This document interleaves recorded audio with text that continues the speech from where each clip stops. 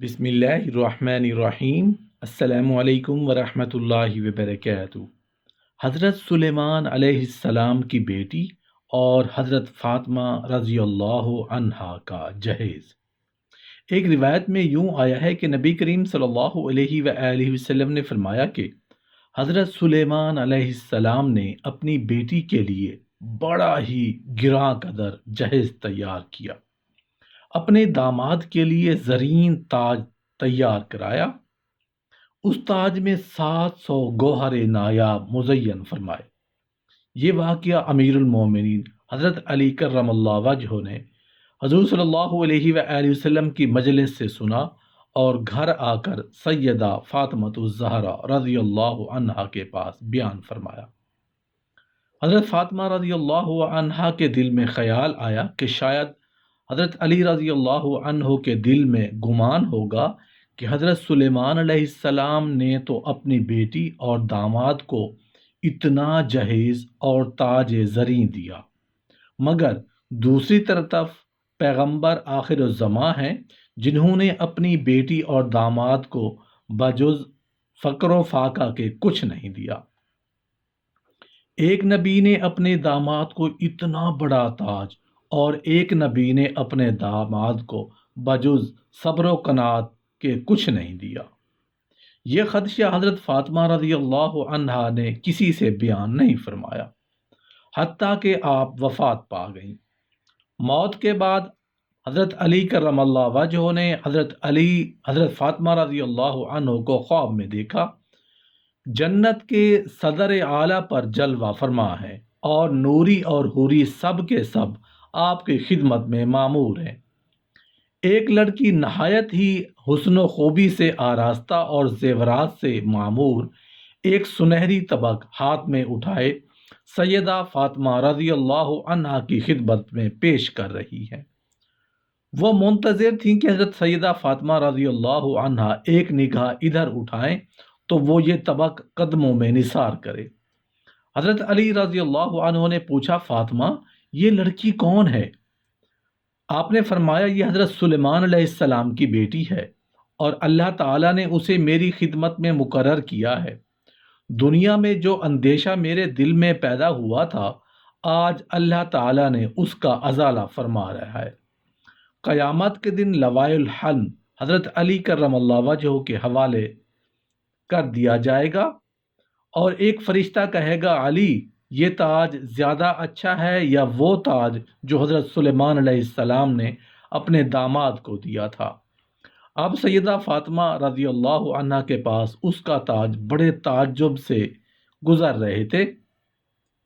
یہ بات پایا ثبوت کو پہنچ چکی ہے کہ لوائے الحمد عرصات کے صحرا میں کھڑا کیا جائے گا۔ اہل دوزخ کو عذاب میں تخفیف ملے گی، پھر یہی جھنڈا صحرائے عرصات سے اٹھا کر عرصہ جنت میں رکھا جائے گا تو دوزخ والوں پر عذاب کی شدت بڑھ جائے گی۔ اس وقت لوگوں کو لوائے الحمد کے مقام کا اندازہ ہوگا اور ہر ایک خواہش کرے گا کہ ماں شاید لوائے الحمد میں جگہ پاؤں۔ اللہ تعالیٰ قیامت کے روز حکم فرمائے گا کہ جنت سے لوائے الحمد کو لے کر حضرت علی رضی اللہ عنہ کے حوالے کیا جائے اور اسے بلند کیا جائے۔ اسی دن سے لوائے الحمد کا تاج حضرت علی کے سر پر آراستہ ہو گیا ہے اور تاج ولایت جس سے امت کے اولیاء کو نور عرفان ملتا ہے، حضرت علی کو عطا کیا گیا۔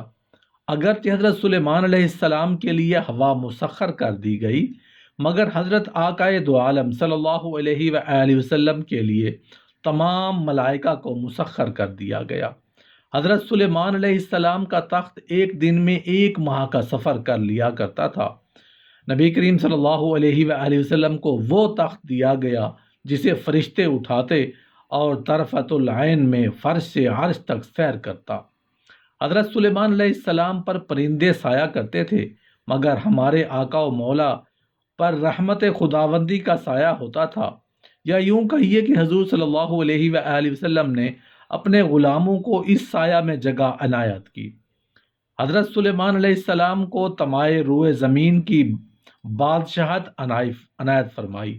حضرت محمد الرسول اللہ صلی اللہ علیہ وآلہ وسلم کو مملکت عقبہ عنایت کی، جو آپ کے سایہ لوائے الحمد میں ہوگی۔ حضرت سلیمان علیہ السلام کے جن اور انس زیری نگین اور زیری فرمان تھے۔ ہمارے حضور صلی اللہ علیہ وآلہ وسلم کے لیے ملائکہ مقربین زیری فرمان تھے۔ حضرت سلیمان علیہ السلام کو عاریتاً دنیا کی بادشاہت عنایت کی گئی، مگر خواجہ دو عالم صلی اللہ علیہ وآلہ وسلم کے ایک ادنا سے غلام کو جنت کی دائمی سلطنت عطا فرما دی گئی۔ حضرت سلیمان علیہ السلام کے لیے ایک بار آفتاب کو لوٹا دیا، مگر حضور صلی اللہ علیہ وآلہ وسلم کے غلاموں میں ایک حضرت علی کے لیے آفتاب کو لوٹا دیا۔ حقیقت یہ ہے کہ ہر سال امت محمدیہ کے لیے وہ دن پلٹتا ہے جس میں وقوف عرفات اور روز عرفہ کے مناسک ادا کیے جاتے ہیں۔